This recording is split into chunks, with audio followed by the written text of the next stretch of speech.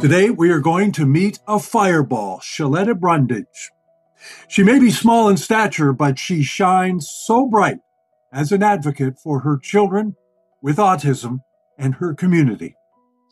3 of SHEletta's 4 children are on the autism spectrum and has made it her goal to represent them and others through her activism. SHEletta Brundidge, welcome to Believe in People. Thank you so much for having me. It's such an honor to be here. How did you get involved with working with people who are children who are on the autism spectrum? Tell me about your own life a little bit, and then we can launch from there. Well, I've got 4 kids, 4 beautiful babies. Andrew is 16, Brandon is 10, Cameron is 9, and Daniel is 8. Brandon, Cameron, and Daniel have all been diagnosed with autism. And I had no idea what autism was, had never heard of it before. But one day when Brandon was just 2 years old, I remember looking at him and giving him some instructions, and he looked at me as if I was not there. And that's when I realized the light had gone off. And nobody told me that the flip was switched. And I said, something is wrong. So I took him to the doctor, and they diagnosed him with autism. He was not speaking, nonverbal, would not interact with his peers, did not know how to play with his toys or any games.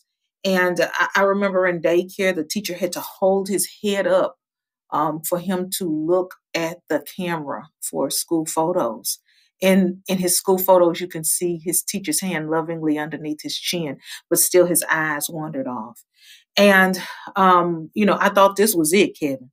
I thought my baby is never going to be able to talk. He's never going to be able to go to college. He's never going to be able to get married and give me some grandbabies. And, while I was clinically depressed and drinking myself to death and not eating, and, you can't look at me now and tell, but I was down to 97 pounds because I refused to put anything in my body except coffee and brown liquor.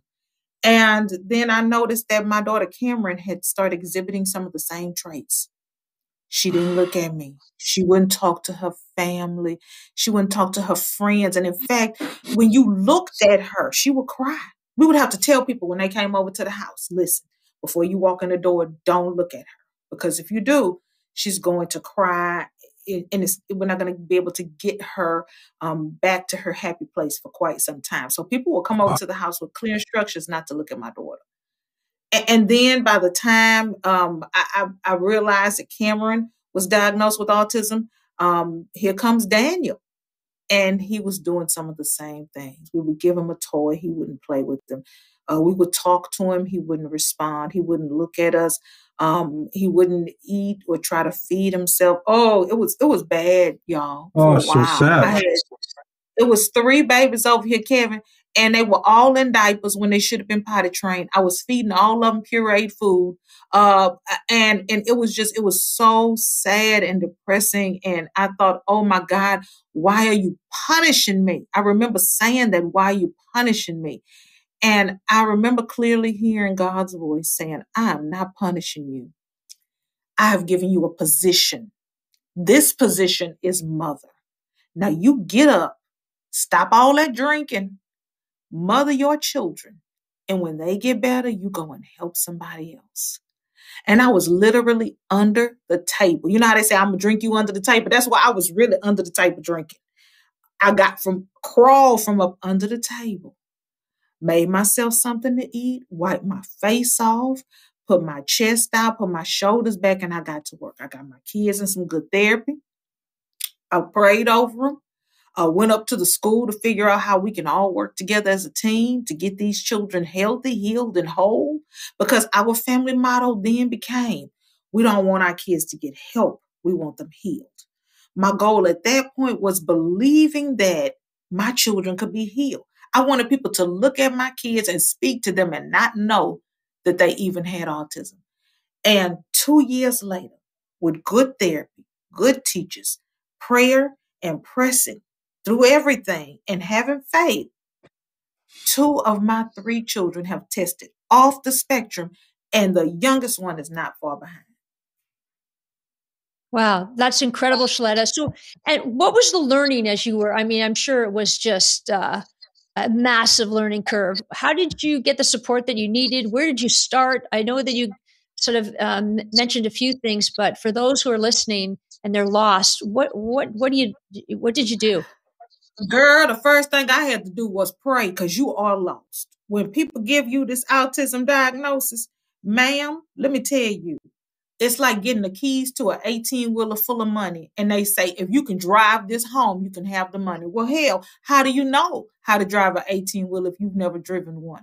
All that money is going to sit there in that truck. So these doctors, they give you this diagnosis and they say, your child has autism. And they send you home and you think, now what? What do I do? And at the time, listen to this. At the time, I was in Texas. So I called the social worker and she said, my son Brandon was 4 at the time. I said, listen, early intervention is the key. I've got 3 kids over here. One of them diagnosed with autism, and I'm sure 2 of them will also have it as well. What services do you have? The social worker in Texas told me, we can put him in a group home when he turns 14. I will never forget this. I said, but he is 4. What am I supposed to do over the next 10 years? She said, that's how long the waiting list is in Texas. Wow. I said, well, I got to get out of Texas because I can't stay here 10 years waiting on services. So I literally called every 50 states, all 50 of them. Do you understand what I'm telling you? Saying, how long is your wait list for services? Minnesota said 10 months. We packed up like the Beverly Hillbillies. We put a chair on top of the car, strapped it down with some rope, and we drove nonstop from Texas to Minnesota. And the first thing we did here was sign these kids up for services. That's why they're doing so good, because I didn't have to wait. And I tell parents all the time, just like we move for love, we move for jobs, we might have to move to a new state to get better services for our kids. And this is the sad thing. I went back down to Texas for Christmas to visit my family. And I went back to my old neighborhood with the kids, and they looking at them, and my kids now are talking and they're potty trained and they're having conversation. And the thing that I prayed for, that they didn't look like they had autism, that's what's happening with them right now. And my neighbors are just like, oh my gosh, SHEletta's such a good parent. Not really. I'm not really that good of a parent. I went to a state that had good services for children with special needs. And then I met up with some of the families down in Texas whose children had autism, like my kids, and they were the same age and they were in the same classes before we left. Those kids are still not talking. Those kids are still in Pampers. Wow. Those kids are just now getting services 7 and 8 years later. I guess, you know, when you're told, if you're told that your child has autism, I would assume that it hits a family very hard. And what you're saying to me is that, that you shouldn't just give up at that moment. You shouldn't just say, oh, my child has autism, therefore it's over. It's not over. Yeah. No, it's not. That's just the beginning. You know, it's just the beginning. And it don't feel like that at the time, Kevin. That's the thing. You know, when somebody tells you your child has autism, you think, oh, all the dreams I have for my child are gone. You know, this is it. This is the end. But that's why I always share our story, so parents cannot lose hope or give up, so that they can see my daughter, who was once so shy that she didn't want you to look at her, is now starring in plays. She's written her own best-selling children's book. She's having book readings and book signings. She's tested off the spectrum. Who knew that was even possible? She's in a class with her normal developing peers when she was so severely autistic. At the first autism test that she ever took, she didn't talk. They put her in a class for deaf children and started teaching her sign language. Do you understand what I'm telling you? And now this girl is talking back. Sometimes I have to watch myself because I want to tell her, shut up. But this is what I prayed for. Right? And now she's talking back. And so the other day, I almost said, shut up. And I have to realize this is the answer to a prayer, to have a child that talks back to you. Do you understand what I'm telling you? And so I want people to see that. So that's why I'm always talking about my kids. I'm always telling the story, because when I was going through it, I didn't have anybody to show me that it got better. So what am I hoping for? I don't see anything. I don't have anybody to say, you know what? I want my kids to be like that kid. Or I want to be a mom like that mom. It was a long time before I saw Holly Robinson Peete. She's the only person who gave me hope. She's the only person who shared her journey and her story about her son, RJ. She wrote a book. She had a reality show. She was talking about it on social media. She was going to the, national workshops and conferences. She was, putting her son out there to say it can and will get better.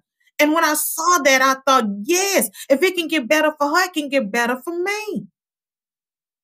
Well, and you know what, SHEletta, that really segues beautifully into, you're a remarkable woman. I mean, not only did you have you sort of picked yourself up, dusted yourself off and said, these kids need me, but you also saw, I mean, you're an activist, but and I'm going to quote this from your website, but you were aware of the serious lack of diversity in traditional media, because being a media person, and you were frustrated with your own inability to find a seat at the table. Okay, so once again, SHEletta decided, nope, I'm going to build my own company. So I understand in 2022, you created SHElettaMakesMeLaugh. What have you discovered so far having created that? Tell us about it. Girl, in 3 years of business, I have discovered that I will work harder for myself than I ever worked for anybody else in my life. I was, Miss Amy, at a radio station. I had been there. It was a CBS affiliate for, 3 or 4 years. I was working overnights and weekends to get my foot in the door, and I was doing a good job. I was filling in and just giving them all my brain matter for promotional ideas, doing a great job. I've got 23 years in broadcasting. I won an Emmy and 2 Edward R. Murrow Awards. Wow. So I know what I'm doing. Wait a minute. Ma'am. Pause on that. That's amazing. That should not be overlooked. I think you're in good company, Kevin. Yes, ma'am. Right? That's very familiar to you. Yes, ma'am. Yes, ma'am. And so every time a position came up, I kept getting passed over. And what's worse is I kept getting passed over for white guys who didn't have as much experience that I had to train. Nothing against you white guys, Kevin. Y'all are awesome. But if you got an opening and you were saying, I want a person who has, some awards and a degree and all this experience, and you got a Black woman sitting here with everything you're asking for, and then you pass that person over to give it to someone else who doesn't have any of that experience, and then the Black woman has to train them, it's only so many times you can deal with that. You can take that's just wrong. That's just wrong. Yeah, right. And so I realized that I was never going to be enough. I was never going to be what they were looking for. And I said, I'm going to be like Tyler Perry. I'm going to create my own table.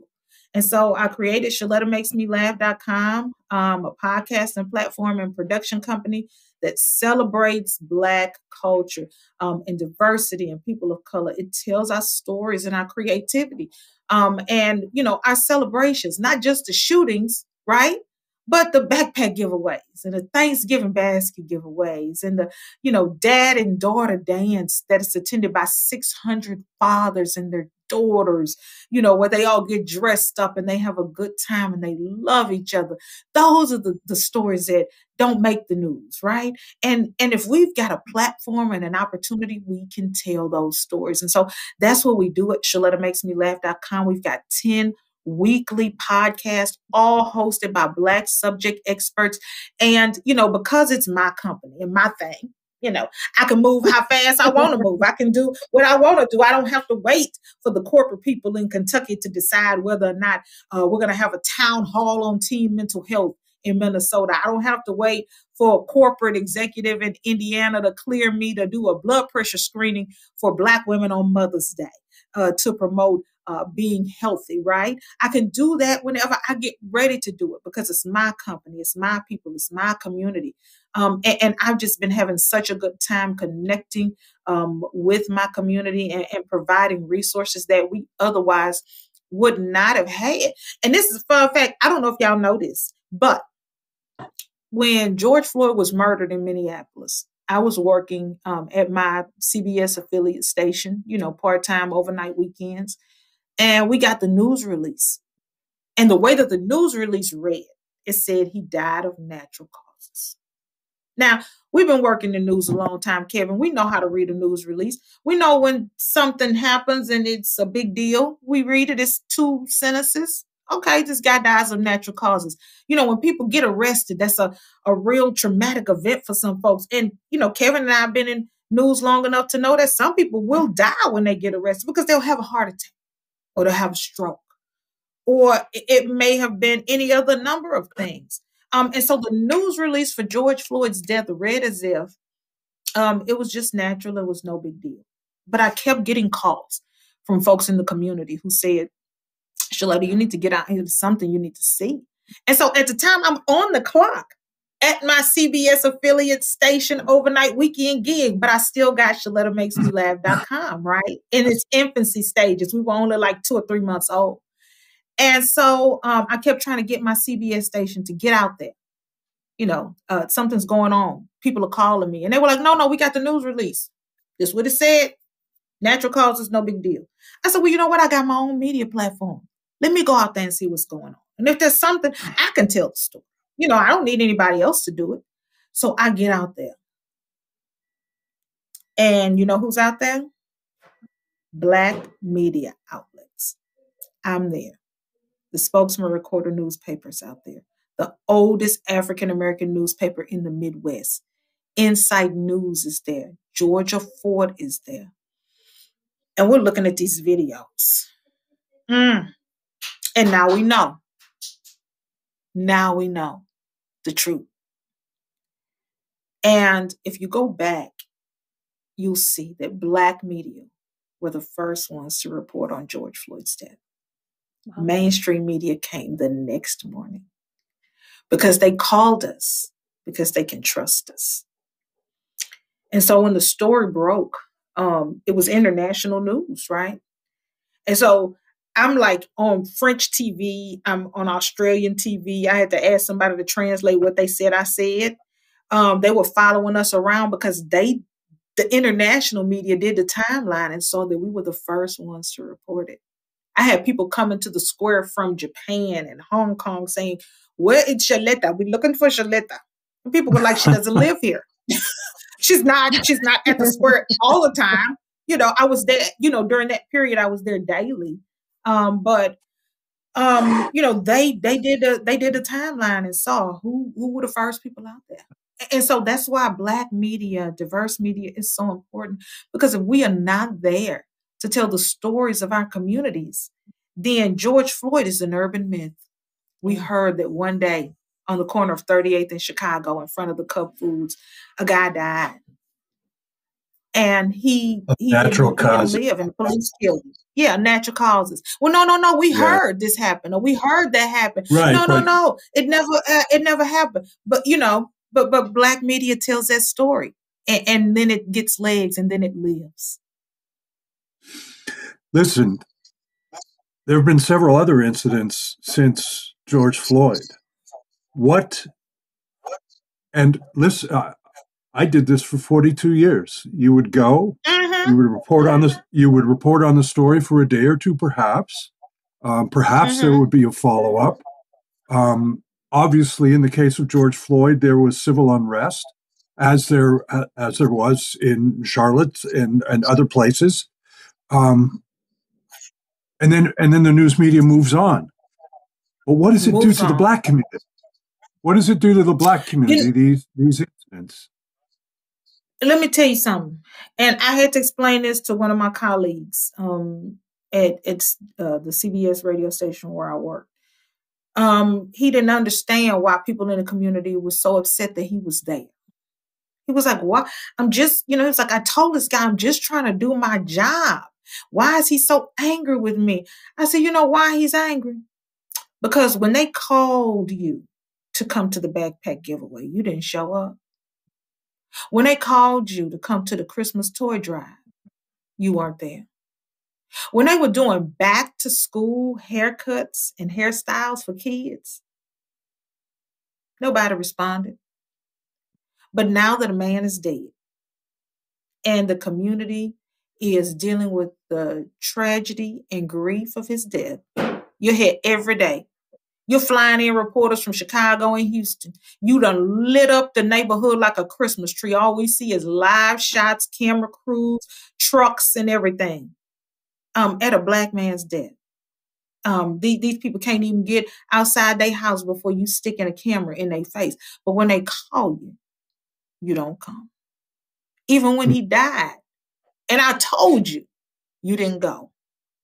So don't get upset with these people for being angry at you, because you've cultivated this anger.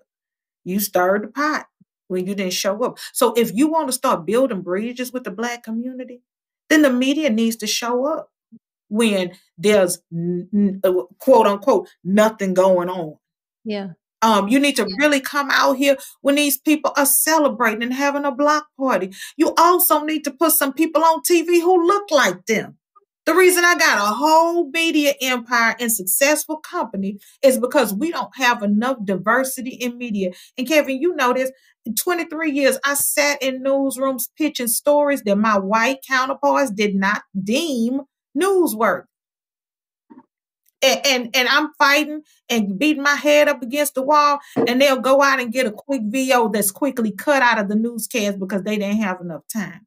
People are waiting to see themselves on TV. Whether you cover their stories or you got a Black or Latino or Asian or, transgender host or reporter. We don't have none of that.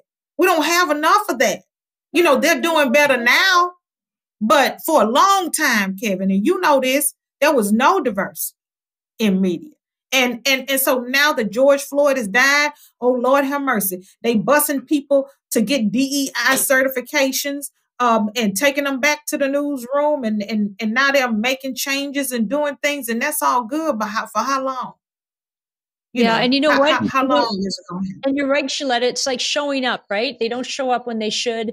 And that's what I love when you talked about your stories, and I'd like to hear more about it, the 10 podcasts that you run, the feel good, the community, the lifting people up, that's what it's about. We hit the doom and gloom and we think, okay, we've created a stereotype. And so what kind of stories? That's it. Yeah. Yeah. That's what kind of stories are you telling? Girl, I'm telling all the stories. I'm telling the good, the bad, and the ugly, but it's a balance. It is a balance. For instance, we, have $17 billion in the legislature right now, a surplus in Minnesota. How can that help small Black businesses? We're talking to small Black businesses about how that can help them. And not only how that can help them, this is the thing about us. We transcend the podcast. The podcasts are just an opportunity for us to tell the story, but then we get out into the community, right? So when we realized that there was a $17 billion surplus and small business owners of color needed help and could use some of that money, we had a whole day at the Capitol. 240 Black business owners descended on the Minnesota State Capitol to say, excuse me, where's our money? We're knocking on doors. When I went to the Walgreens and saw that the Pampers were locked up in underserved communities because the single mothers, didn't have enough money to buy disposable diapers for their children, I said, we're going to have a pamper drive. No, we're going to come over here with some of the people who sponsor our network, and we're going to give away Pampers to moms in need. So when we talk about those stories, we celebrate the block parties. We can actually get out there and go live. We can talk to the people. We can, get a feel for what's going on. We have our finger on the pulse of the community, and we have their eyes and ears, and we have their hearts. And so that's why people trust us. Darnella Frazier, the young lady who actually took the famous video of George Floyd being murdered in the broad daylight. Her family came to me and said that the young lady who was with her cousin, Judea Reynolds, wanted to tell her story because she saw a book about my daughter, Cameron, that book that we were talking about earlier. And she felt like if Cameron could tell her story, she could too. So she came to me and we wrote a story called My Walk to the Store about what happened the day she saw George Floyd die. Wow. So we are not just talking about the community.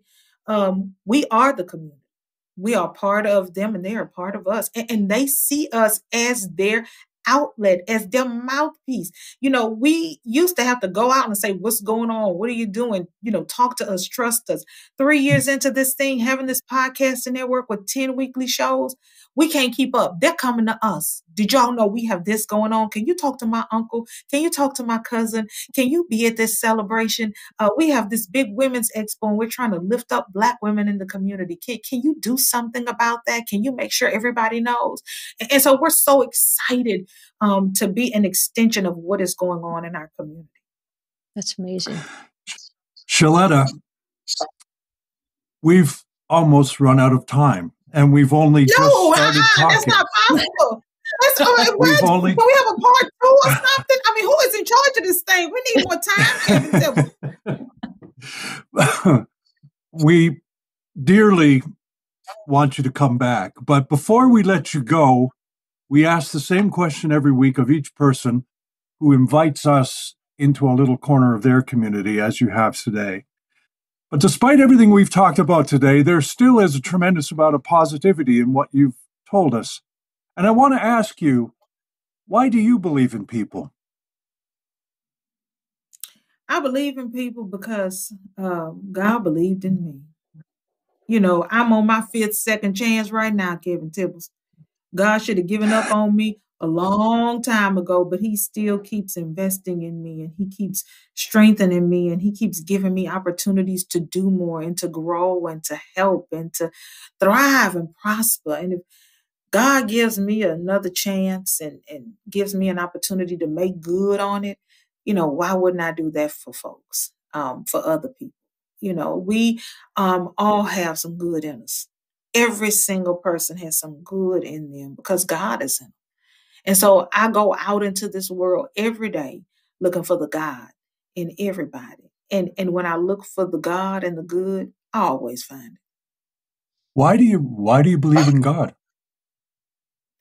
Because I'm breathing, because I see my children, kids who are not talking and not looking at me and not being able to play with their toys, now talking and potty train. One of them on the pot right now while we talking, like, Mom, come wipe my butt, because he knows when it's time to go potty. This was a kid who would just, stand there in a pamper for years. I thought, this is never going to get better. But when I prayed and God answered, I knew he was real.